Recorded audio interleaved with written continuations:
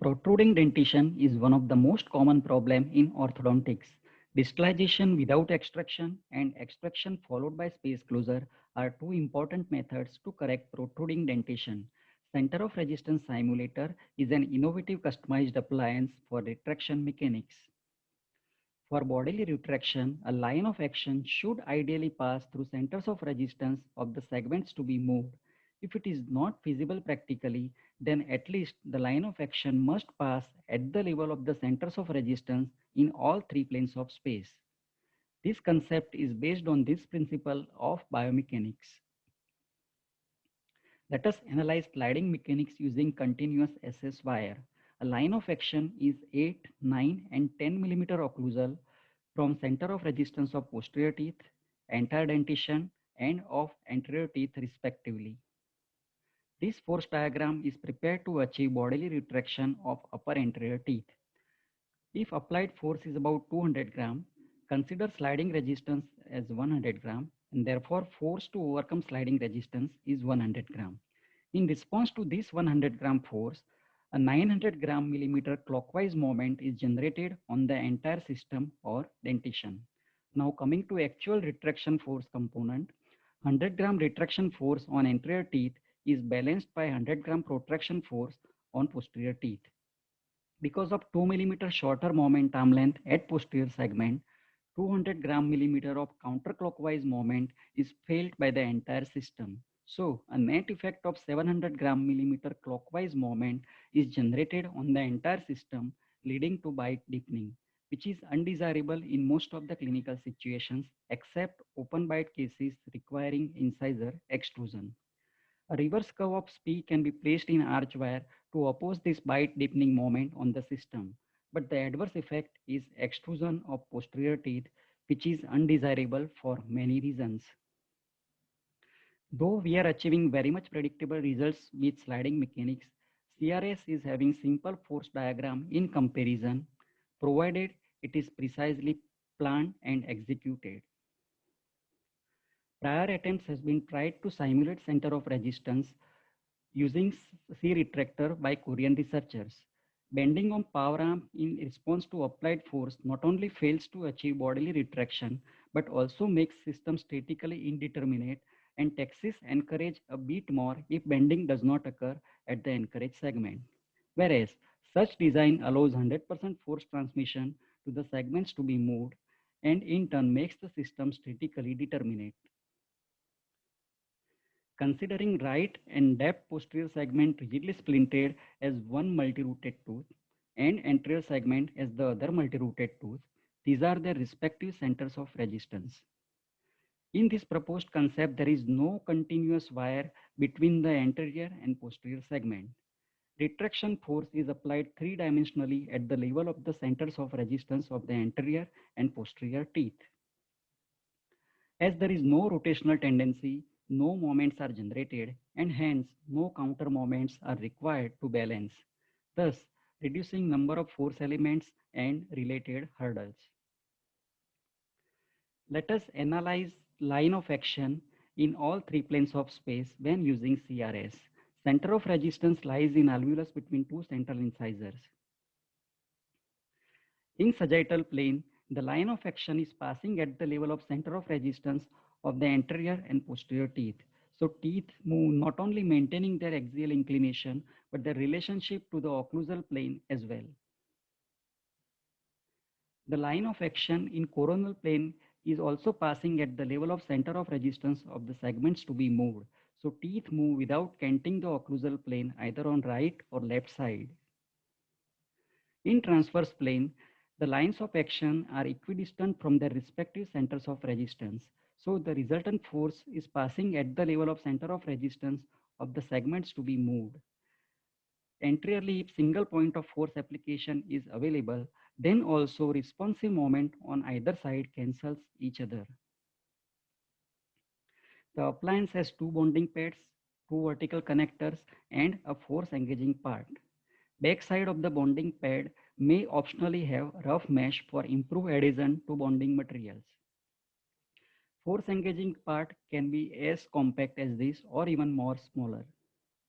The appliance is fabricated by casting procedure to optimize thickness in least possible cross section. These measurements are determined to offer maximum rigidity at thinnest possible cross section and to simplify debonding procedure as well. Ideally, posterior CRS should also be casted, but if it is supported or reinforced with two palatal microimplants, such modified transpalatal arch can also be used for space closure. These are clinical steps for appliance fixation. Hydrofluoric acid etching and silent coupling agents are used to improve bonding strength, especially in absence of bonding rough mesh. All steps except space closure and distalization are according to standard orthodontic protocol. In space closure, center of resistance simulator and modified transpalatal arch are designed and fabricated from fresh study models and lateral cephalogram. After appliance fixation and segmental stabilization, space closing force measured with Dontrix gauge is three-dimensionally applied at the level of center of resistance of the segments to be moved. Force module is periodically changed until entire spaces are closed. For total arch crystallization, first entire upper arch is stabilized on full-size stainless steel arch wire. Then dislodging force is applied from two palatal microimplant anchored in accordance with the line of action which is required for particular case. 15 to 20 degree progressive buccal root torque in posterior segment is recommended for effective distalization. For designing of the appliance, first on cephalogram, draw an occlusal plane connecting incisal edge and cusp tips of posterior teeth. Mark center of resistance of anterior and posterior segment. Now draw a line of action by connecting these 2 points and mark a point 5 millimeter distal from the palatal bony contour on line of action to compensate for soft tissue thickness and hygienic clearance. Drop down two perpendicular lines from these points on the occlusal plane and measure vertical distances. Also measure horizontal distances between livio-incisal edge and these points on occlusal plane. Now on model, cover palatal area by 1 millimeter thick wax sheet. Transfer anterior and posterior points in midline as per their horizontal distances. Transfer posterior horizontal distance on either side until it mark on wax with vertical distance between occlusal plane and center of resistance of posterior teeth. Also measure perpendicular distance between these points and line of occlusion. Transfer this distance anteriorly and drop down perpendicular points on the wax. These points may not necessarily be at the level of center of resistance of the segments to be moved, but in the midline, we will definitely get a point at the level of center of resistance and even more apical. Plan lines of action for individual case requirement. Make provision for a couple of additional points if required for that case. IA' is used to locate coronal plane for marking anterior point of force application.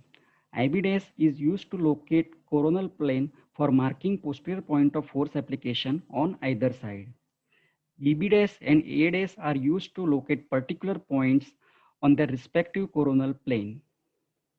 So far, all appliances I have used have been fabricated by manual casting procedure. More precise and faster fabrication and designing is possible using CAD/CAM and DMLS 3D printing. For that, DICOM files from CBCT and models are required. These are maximum possible points of force application. To make appliance contact, 1 to 3 points are enough for force application. A 15-year-old boy presented with chief complaint of protruding teeth. He is having average growth pattern, convex profile, and obtuse nasolabial angle. Intraoral findings are class 2 molars, increased overjet, and procline lower incisors. Distalization of entire maxillary dentition along with torque correction of upper incisors are principal treatment goals. After reaching on working SS wire, CRS was fixed and dislodging force was applied from palatal microimplants. For first 6 months, there was hardly any distalization, but after adding progressive buccal root torque in posterior segment, faster distalization was achieved. Occlusal view showing noticeable changes after distalization. Improvement in appearance and smile. Profile change from convex to straight. Class 2 malocclusion corrected to normal class 1 occlusion. Mandibular plane angle corrected by 2 degrees. Superimposition showing bodily distalization of the maxillary dentition along with intrusion of the dentition 3 millimeter in incisor region and 1 to 2 millimeter in molar region. I did not apply any direct intrusive force on molars. It happened as a result of the line of action being above center of resistance of the dentition. Hence, class 2 correction here is a combined effect of both distalization and intrusion of the maxillary dentition followed by counterclockwise rotation of the mandible. According to CBCT measurements, 1 mm intrusion and 2 mm distalization at distal cusps and distobuccal root apices of upper second molar have been achieved. This is in spite of a millimeter forward and downward growth of the maxilla. So, distalization of entire dentition is possible without TPA, without losing torque, with correction of mandibular plane angle, and with incisor intrusion. 3 years post-retention showing stable posterior occlusion and blending of palatal vault in accordance with the incisor roots. Mild contact slips at lower left lateral incisor did happen because of overexpanded lower arch in canine region. An adult patient with chip complaint of procline teeth, average growth pattern, and full set of 32 teeth presented to correct the malocclusion. Mild crowding in lower arch, lack of overbite, and little space required to retract upper and lower teeth were in favor of all second premolar extraction followed by fixed appliance. Space closure with group C anchorage control was planned. After reaching on working SS wire, CRS was fixed with segmental stabilization. Because of rotated second premolar on right side, extraction space is large on that side. So force application was aimed to balance it first. Very mild force was applied on left side then on the right. Here 8 teeth are being retracted against 4 molars. I could dare this because of group C encourage situation. This is progress during retraction. Patient is coming from 100-kilometer distant place, so she could come only for few times after lockdown for regular follow-up, and this is current status. Minor slot lineup discrepancy on left side is because of unequal force on the right and left side. I could have applied light retraction force in this direction during this visit to avoid this mishap. Initially, I applied lower than required retraction force in upper arch so that retraction in upper arch was a little slower than in the lower arch. Passive ligature tieback was also placed between the segments to control them. Second order slot lineup and anchorage control have been maintained throughout the retraction stage.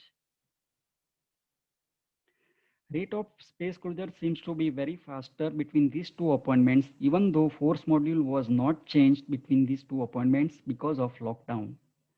If we apply proper force at regular interval, even faster space closure can be achieved than sliding and loop mechanics. After removal of CRS, 016 continuous SS wire is in place for finishing. Improvement in appearance, smile, and profile is evident here. Radiographic comparison at the end of retraction. Superimposition showing bodily retraction of upper incisors, maintaining their vertical relationship at both incisor and posterior segment as well. In spite of stronger anchorage in the lower arch, translation of upper incisors as opposed to control tipping of lower incisors seems to have positive indication for anterior-posterior anchorage control as well. For retraction of 6 anterior teeth, First, segmental stabilization on working SS wire is done. 100-gram force on either side. Consolidate posterior segment like a rigid splint and anterior segment on working SS wire. Encourage reinforcement may be needed for absolute anchorage control. For NMAS distalization, a piece of 21 by 25 SS wire is joined between cingulum of canines to force engaging part of the appliance on either side. If force is at CR level, then 150 to 180 gram force can be applied from beginning. If dislodging force is above CR level, then initial force should not exceed 50 to 60 gram on either side till root apices of incisors are well within center of spongy bone. After intrusion and proper inclination of incisor is achieved, then 150 to 180 gram force can be applied on either side for total arch distalization. Progressive buccal root torque in posterior teeth is required for anatomic reasons and for distalizing force transduction till second molars. Cases safe to start with are NMAS distalization and extraction cases when line of action is at the level of CR. Cases not safe to start with where line of action is below level of centers of resistance either of anterior or posterior segment, especially extraction cases. Force application is recommended only after reaching or stabilizing on working SS wire and after bite opening. The force system is statically determinate because rigidity of the appliance facilitates 100% force transmission to segments to be moved. Forces and moments involved in equilibrium can be measured and calculated mathematically. It is also encouraged savvy, especially in vertical plane, as line of action is at center of resistance level, extrusion is avoided. Extrusion because of sliding resistance is out of question, as there is no continuous wire, no sliding on wire occurs. It may have some advantage over sliding and loop mechanics for anteroposterior anchorage control. This is how I started. After typodont exercise, you can see improvement in compactness of the appliance. If we are 100% sure about exact location of center of resistance and line of action, it can be even smaller in dimension. The force system is simple because neither tedious wire bending nor complex mechanics required as explained earlier. It is invisible and faster. It is also encourage savvy, statically determinate and versatile biomechanics not only for controlled extraction space closure, but for distalization in labial and lingual orthodontics. Disadvantages are it requires thorough and precise biomechanical planning for locating CR and determining line of action. It does require additional laboratory procedure and clinical skill. Limited clinical knowledge and evidence available so far, I humbly request you all to explore this concept for benefiting patients and all of us. Debonding is time consuming. It has been partly solved by reducing cervico-incisional size of bonding pads and reducing thickness of bonding pads. It's too early to conclude, especially for any new appliance, without widespread exploration and without large-scale clinical study. This force system does have potential for further refinement and advantages so as to be used more frequently. Let us join together to convert this hypothesis to real existence in our day-to-day practice because together we can. Thank you.